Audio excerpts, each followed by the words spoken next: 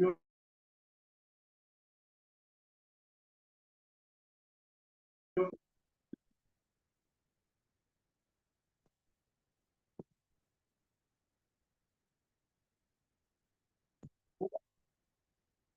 discuss what we publish, we these kutuba, the lecture, the bayan. What for? Really honest.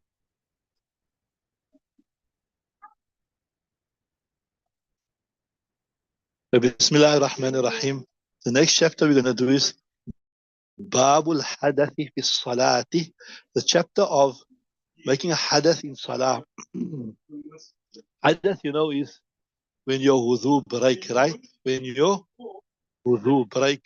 So somebody was reading Salah, and in their Salah, their wudu broke unintentionally, right? Look here, I am sorry. So I was born. I am sorry. I'm not ready. I'm going to until this point in time, we discuss all those things that happen that will nullify the Salah. Now, inshallah, we're going to discuss those things which will not nullify the Salah. It happens, but it does not nullify. You can still continue with the Salah.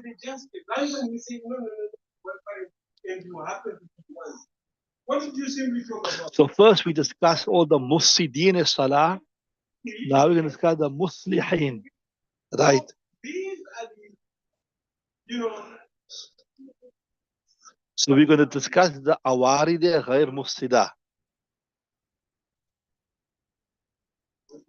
So before we start the actual chapter, just briefly what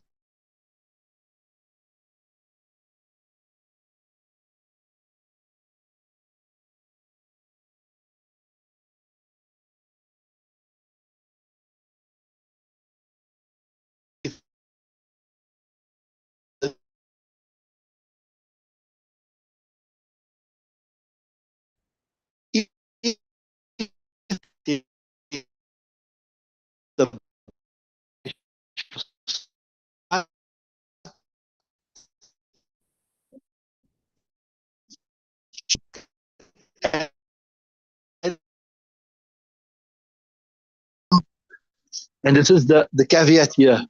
Your wudu broke unintentionally. This is on. Can I speak? Your wudu broke unintentionally. Then you can go and make wudu and return and continue with your salah with certain conditions, right? Without having to restart the salah. And this masla is quite relevant for, like, maybe sometimes you're reading Taraweeh, if the Imam's wudu broke. Imagine you have to restart the whole thing again. So he can appoint somebody else to continue with the salah without restarting the whole salah.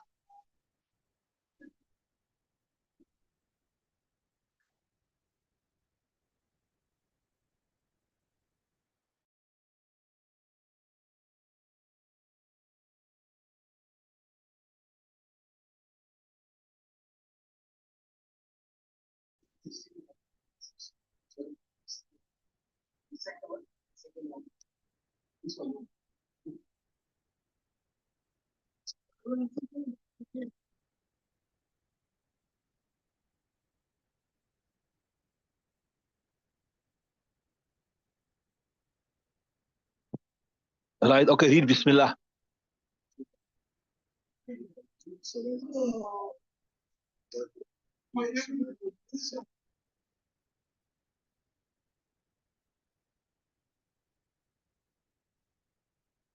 Right, read again Bismillah.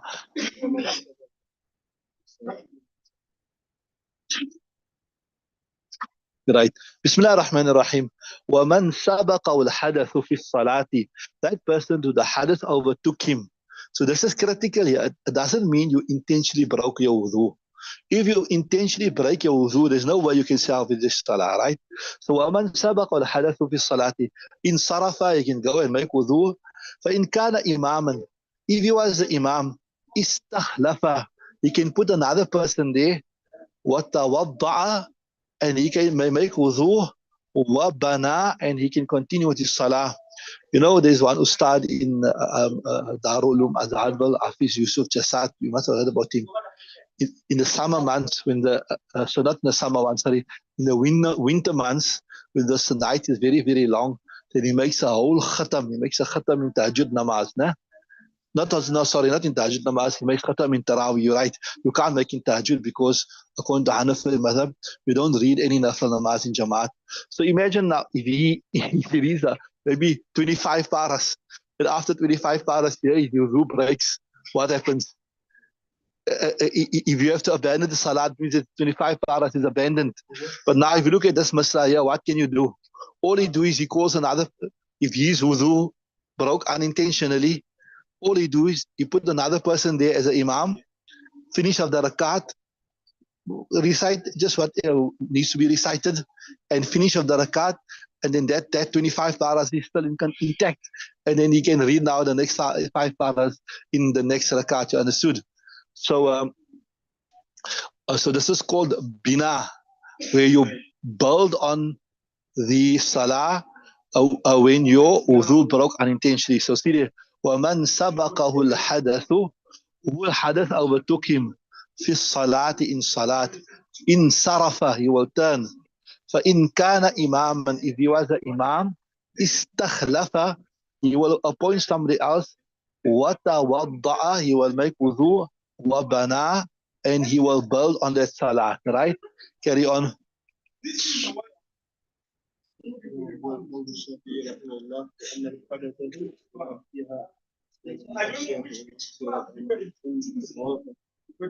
والمشي والانصراف.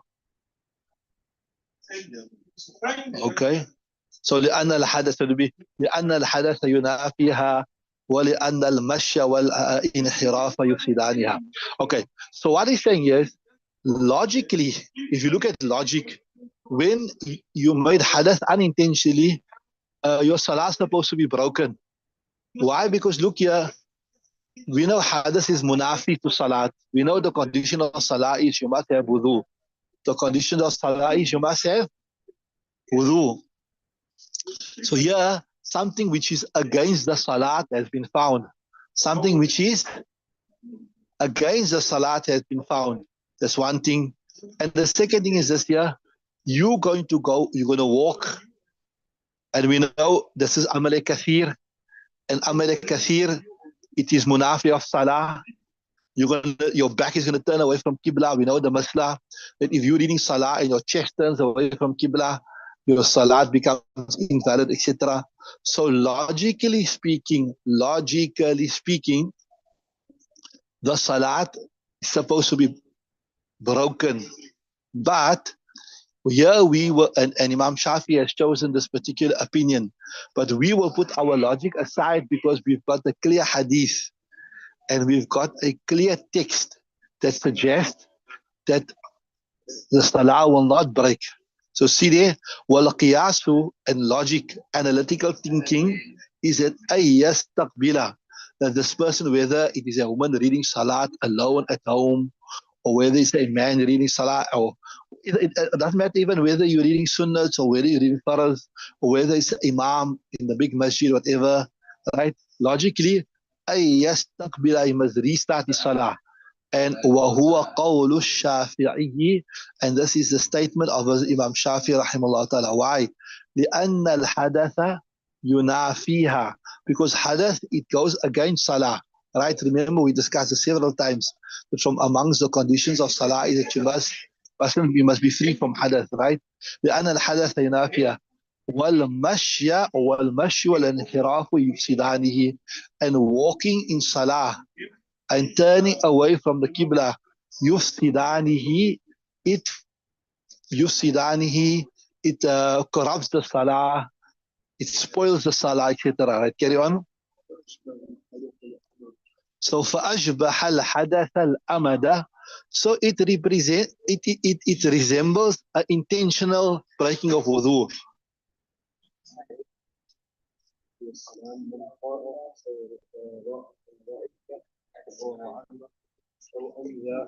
So what he's saying there, like how intentionally when you break wudu, you intentionally release the gas or you intentionally pass urine or whatever, you're not allowed to build on its salah. The salah is gone. So same thing here. Same thing here. You when it happened unintentionally, it's right. But as I said, we've got explicit text to suggest that you can build on the salah. So we put our logic aside, and that is our general principle. That when you got text, you got hadith, and the Hanafi madhab, even if it's a mursal riwayat, then you put your logic aside and you go with the text. So walana qawluhu alayhi salam, for us is the opinion of Nabi Sallallahu man qa'a, who vomited unintentionally, أو رفع, I got rafa'a, or he had nosebleed, أو أمذى, or unintentionally some madhi, precoital fluid came out في صلاة in his salat, فلينصرف, then he should turn, وليتوضأ, he should make wudu, وليبني على صلاته, and he can build upon his salah, ما لم يتكلم, as long as he does not speak. So what that means here is, normally to like turn your back away from Qibla to walk, etc. These are amr kathir, so it breaks your salah. But here, this is a zarurat, right? So you can do this, but anything over and above this, anything which is not necessary. So you are reading salah here, even if it's a woman by a house, maybe for example, she was reading a faraz, she was reading a sunnat, whatever, and then her wudu broke unintentionally. She can go straight to the wudu khana without speaking to anybody. She mustn't speak because that is munafi of salat. So although she's in salat or she's still in salat, make wudu and, and nothing extra, only the wudu, come back and continue where she stopped, right? That's what he's saying. Ma'lam yatakallam. So although the word here is ma'lam yatakallam, as long as she does not speak, what is meant here, any other action that goes against salah, like what?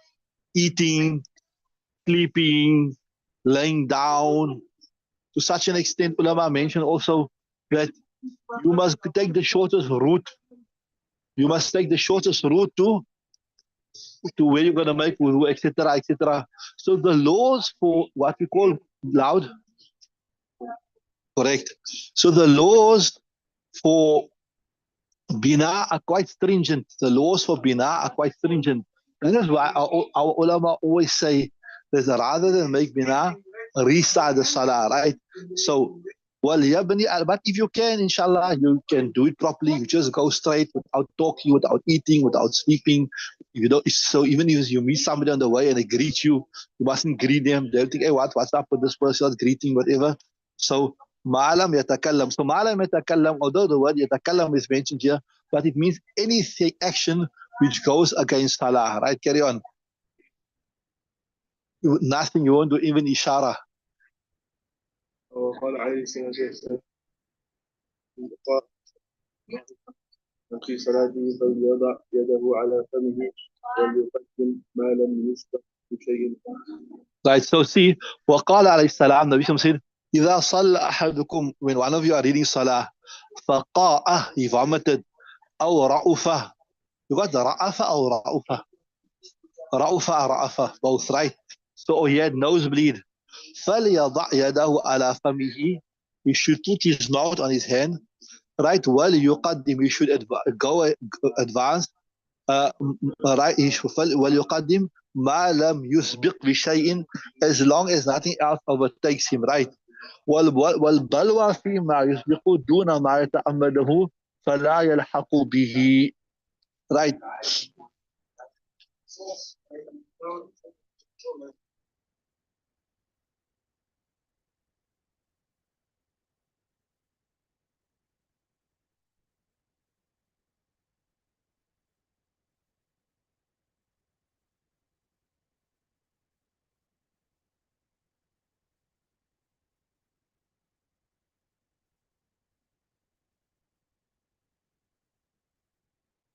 What he's saying in this ibarat here is وَلْيُقَدِّمْ مَنْ لَمْ يُسْبِقْهُ, You know the word masbook. What is masbook?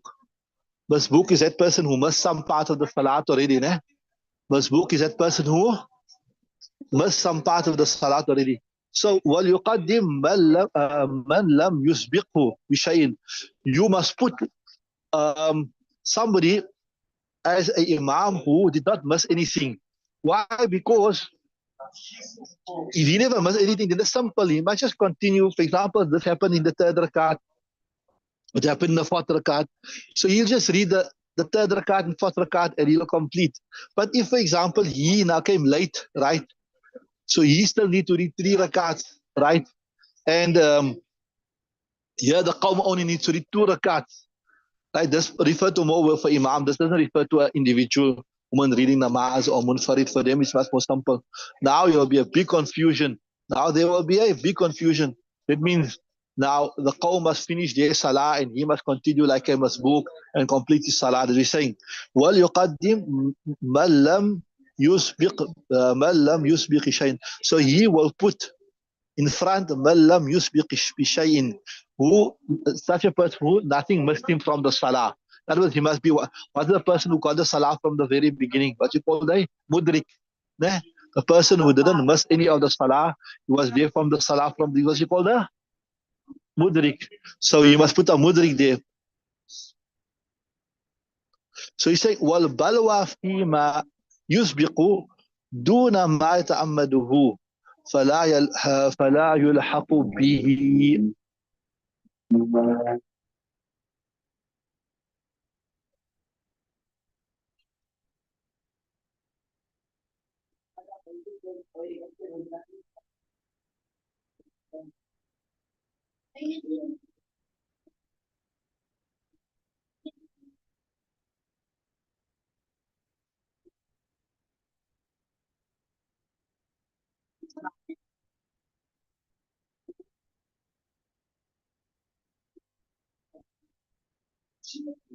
Right. So in the next ibarat here, what is saying? وَالْبَلْوَى فِي مَا يُسْبِقُهُ دُونَ مَا يَتَعَمَّدُ فَلَا يُلْحَقُ بِهِ. They're answering the logic of Hazrat Imam Shafi rahimahullah ta'ala. What does Imam Shafi said? Hazrat Imam Shafi rahimahullah ta'ala said, look here, when a person broke his wudu intentionally, when a person broke his wudu intentionally, it is not correct. It is not permissible for him to make bina, right? Like how when a person broke his wudu intentionally, it is not correct for him to make bina. He must restart. So same thing here. When a person's wudu broke unintentionally, it should not be correct for him to be able to restart. We say wal balwa fima yusbiqu. Now balwa means where there is common affliction and we need to create some ease in it because of the common affliction, right? So wal balwa, the common affliction, fima yusbiqu, is in that which the hadith overtakes him. Not the intention by the hadith, right? Duna ma yata'ammaduhu, not where a person intentionally does it. Fala yulhaqu bihi, so you will not join the two. You cannot say, look here, like how when a person intentionally broke his wuzu, you cannot continue, you cannot make bina. So same thing here. We say no. That the two are totally different. The two are totally different. Nobody intentionally breaks their wuzu, right? What happens more often is where the wudu, like if you're reading salah, you're not going to intentionally discharge some gas or intentionally release some urine or you're going to intentionally release some precoital fluid because there's going to be a great inconvenience for you. That means you have to now go wash, you have to restart your salah, etc., etc., etc. So that is not something which happens on its own. That is not something which happens on its own. That is that is not something which happens often, right? So the two are, you can say, significantly different. They say wal balwa, the common affliction. Because remember, in fiqh also, balwa means when there's a common affliction of something, it creates some type of expense. It does create some type of expense. Wal balwa, so the common affliction, fima yusbiqu, is where yusbiqu, the hadith overtakes him. Duna ma yata'ammaduhu, not where he intentionally makes hadith. فَلَا يُلْحَقُ بِهِ, so you cannot join the one where the hadith overtook him to the one where he intentionally made a hadath, right? Wal istinafu afdalu. So although we say here it is permissible for the imam to point somebody else to continue salah, or for a woman by the house, she's reading a faraz, or she's reading a nafal namaz, whatever, uh, or you're reading your sunnahs, etc. You can make bina, wal istinafu afdal. But to restart your salah, that is better. Why? Because there's so many conditions. Wal istinaf afdal. Taharruzan an shubhatil khilafi. To abstain from the ikhtilaf that is between the Hanafis and the Shafi, right? Waqil al-munfaridu, but some ulama they try to make an intibaq between the two. They say waqil al-munfaridu yastaqbilu. If you are reading salah on your own, you're reading your faraz on your own, or you're reading your sunnahs on your own, or maybe you reading a lady reading salat, then for them it's not so difficult. They can just go make wudu and come back. Wal imamu wal muqtadi yabni li fadilat al-jama'ati. So he's saying, wal munfaridu yastaqbilu. So if you're reading salah on your own, it's better for you to restart, because by restarting, you're not losing anything out, right? By you reading your farz namaz alone by your house. You go, your wudu broke, you go, you make wudu, you come back, you start afresh. Now, no problem. But yes, if you were following the jama'at and then your wudu broke, now it's better for you to make wudu and come and join again, because so you can still secure the reward of the jama'at. You understood that? So, wal imamu wal muqtadi, the imam and the muqtadi, right? Yabni, make bina, it means continuous salah, li fadilatil jama'ati, to get the virtue of the jama'at. Understood? Okay, we'll stop there, inshallah. Now we'll switch over to the tafsir. We'll continue tomorrow.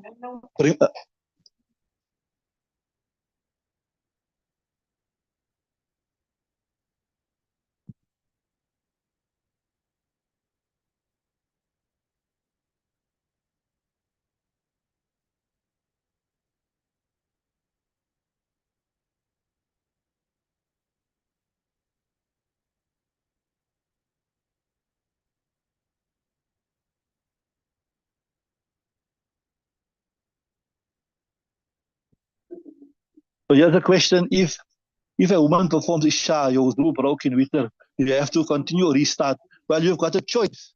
You've got a choice there. If you want to, which is better to restart, right? Make wudu and restart. But if you certain you can go and make wudu without doing anything extra that is normally against salah, and you're able to continue, then it's better to you're allowed to do that. Although there, the last text we done, they said if you are reading salah on your own, then restart, because there's no problem with restarting. But if you're reading in jamaat, etc., then it is better to make bina and come, so you can still secure the reward of jamaat, right?